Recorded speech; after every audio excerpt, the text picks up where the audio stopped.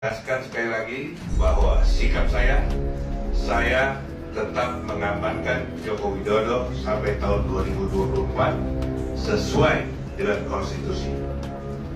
Jadi saya jangan dipaksa untuk ingkar daripada janji saya kepada Allah yang disaksikan oleh Al-Quran.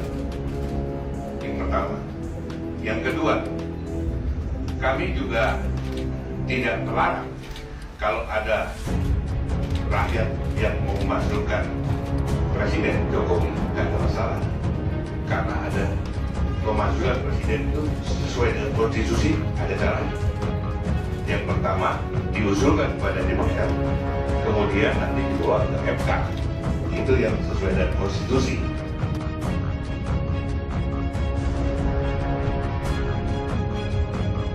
Sikap tegas kami lintas provinsi. DPD RI minta kawal proses pemakzulan Jokowi. Kursi presiden benar-benar terancam.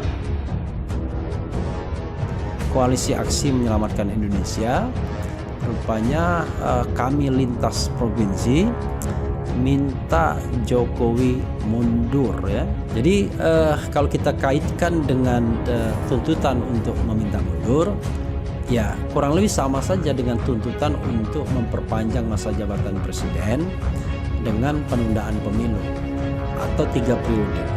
Artinya tidak boleh dianggap bahwa ini adalah tindakan makar atau kriminal ya. Jadi saya tidak setuju orang yang mengatakan bahwa kalau misalnya meminta 3 periode itu adalah tindakan makar ya atau tindakan kriminal atau mengakhiri masa jabatan sebelum jabatannya berakhir. Ada 2 klausul di sini, baik itu berhenti maupun diberhentikan pasal 8, atau tidak lagi memenuhi syarat sebagai calon presiden dan wakil presiden.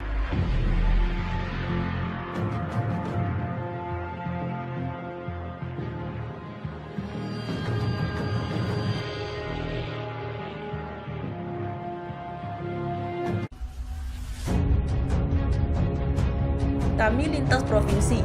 DPD RI harus memproses dan mengawal pemakzulan Presiden Jokowi. Demokrasi.id.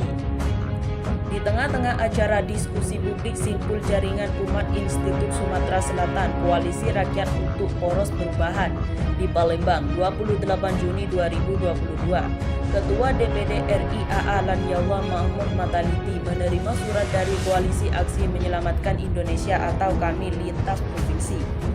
Kepada DPD RI, kami lintas provinsi meminta memproses dan mengawal aspirasi untuk memakzulkan Presiden Joko Widodo.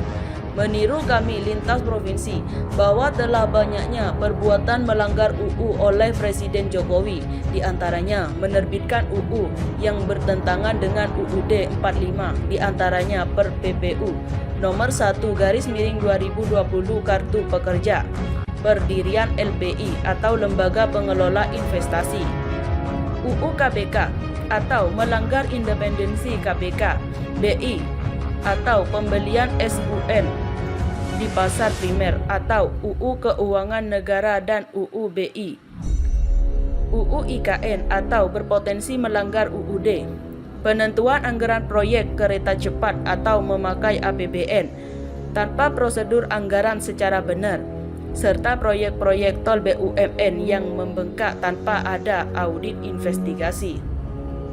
Bahwa Presiden Jokowi berpotensi merugikan negara dalam jangka panjang.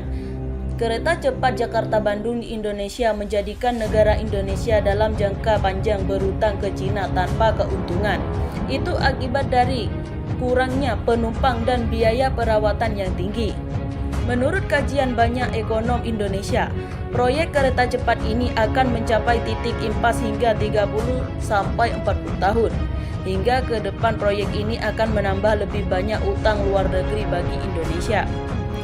Bahwa UU pengampuan pajak atau tax amnesty yang diberlakukan dari Juli 2016 hingga Maret 2017 sangat menguntungkan oligarki, menguntungkan pengusaha dan anggota partai politik.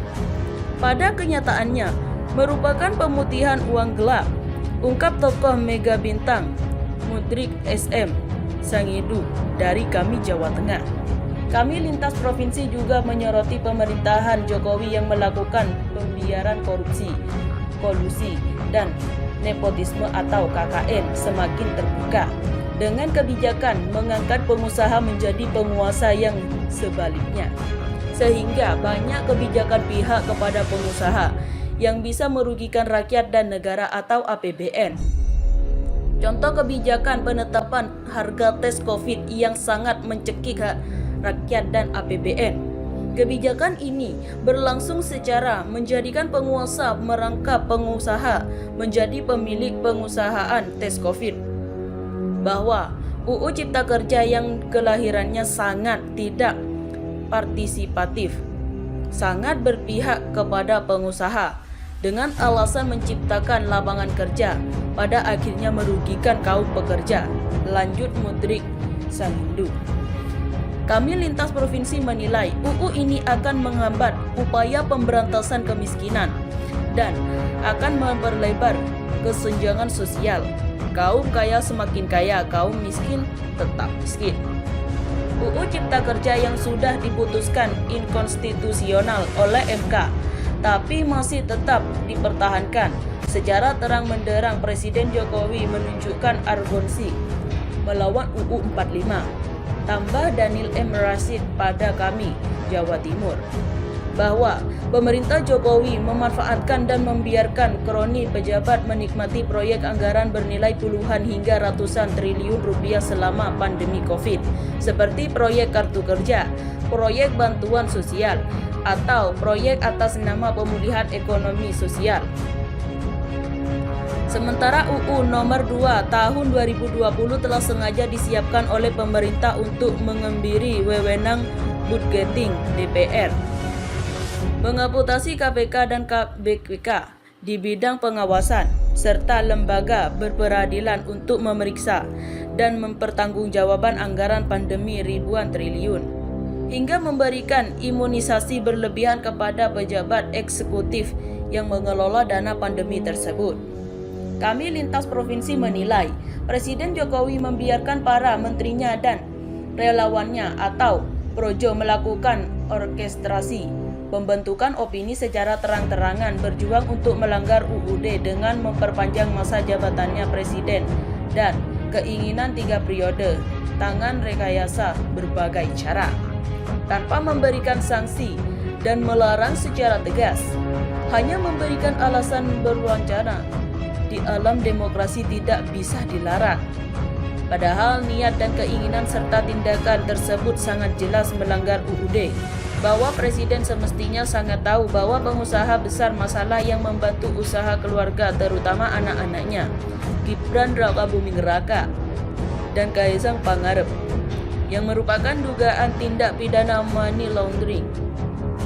Semestinya kewajiban presiden memberikan larangan terhadap keluarganya dan secara tegas seharusnya meminta KPK untuk melakukan penyelidikan maupun untuk terhadap anak sendiri.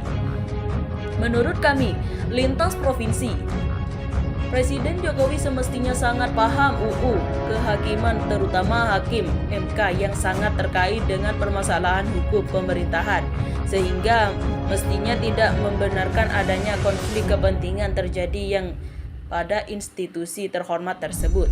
Karena UU melarang hakim punya hubungan keluarga atau ipar dengan eksekutif, presiden diam tanpa bersikap berarti dengan menjaga melanggar UU. Lanjut Daniel Rashid, bahwa dari kajian tersebut di atas kami lintas provinsi berpendapat bahwa Presiden Jokowi diduga terbukti telah melanggar hukum secara berat. Untuk hal tersebut berdasarkan pasal 7A Undang-Undang Dasar atau UUD 1945, Presiden bisa diberhentikan atau dimakzulkan oleh MPR.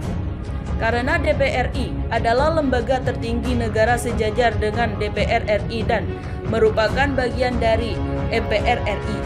Kami menyampaikan aspirasi kepada DPR RI melalui Ketua DPD untuk memproses dan mendalami serta mengawal aspirasi yang kami himpun dari denyut nadi berbagai kalangan masyarakat di daerah.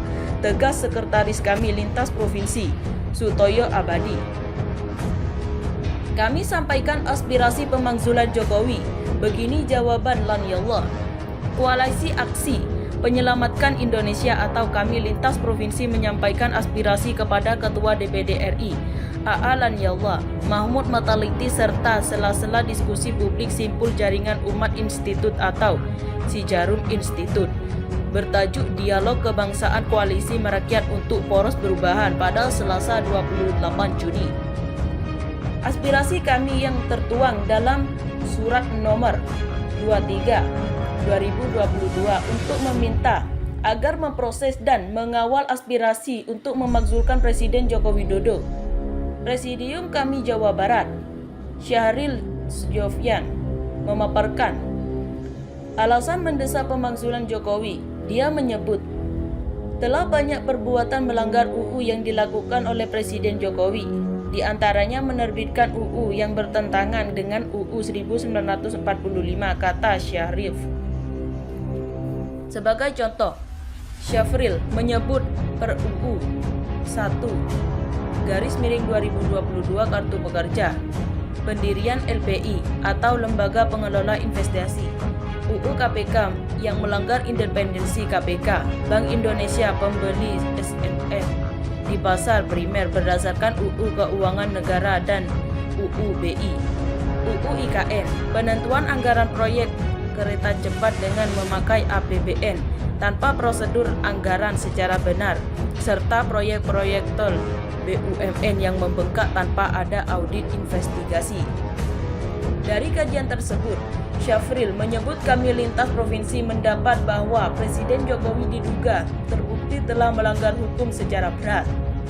Untuk hal tersebut berdasarkan pasal 7A UUD 1945, Presiden bisa diberhentikan atau dimakzulkan oleh MPR karena DPR RI adalah lembaga tertinggi negara sejajar dengan DPR RI dan merupakan bagian dari MPR RI. Kami menyampaikan aspirasi kepada DPD RI melalui Ketua DPD untuk memproses dan mendalami serta mengawal aspirasi yang kami himpun dari denyut nadi sebagai kalangan masyarakat di daerah, tutur Syafril. Menanggapi hal itu, Lanyallah menerima aspirasi, menyebut dan akan meneruskan melalui sidang paripurna DPR RI untuk kemudian diserahkan ke DPR RI sesuai konstitusi. Saya akan menyampaikan aspirasi ini, namun perlu saya tegaskan bahwa berdasarkan konstitusi maka saya berkomitmen untuk mengawal pemerintahan Presiden Joko Widodo sehingga selesai. Namun, saya tak bisa berundung aspirasi rakyat yang ingin memakzulkan Pak Jokowi, itu di luar tugas kami, kata Lanyallah. Lanyallah menolak memperjuangkan kedaulatan rakyat adalah pengkhianat. Seluruh elemen bangsa sudah seharusnya mendukung perjuangan untuk mengembalikan kedaulatan rakyat. Untuk mengurai persoalan itu, Lanyallah menegaskan harus diberani dari dulu, bukan hilir. Oleh karenanya, untuk memperbaiki Indonesia harus mulai dengan memurnikan kembali demokrasinya. Kita harus kembalikan demokrasi yang selama ini dibajak kalangan oligarkis yang rakus kepada kaum intelektual yang beretika, yang moral, dan memberbudi pekerti luhur, tegas Lanyallah. Terima kasih telah kunjungi channel ini. Kami hanyalah sebatas menginformasikan, Andalah yang memutuskan.